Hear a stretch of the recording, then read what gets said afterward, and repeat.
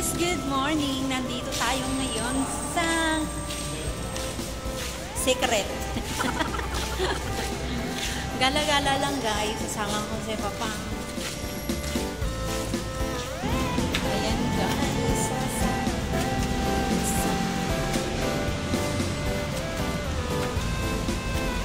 Kaya mo pa? Nakadalawang akyat naman sa hagdan guys. Parang sa kapan. Nalambot na yung tuhod. Pero success guys. Nakaakyat din siya sa dalawang akyat na hagdan. Tapos ito na. Naglalakad na kami papasok dito sa loob. Maganda ditong pasyalan guys oh.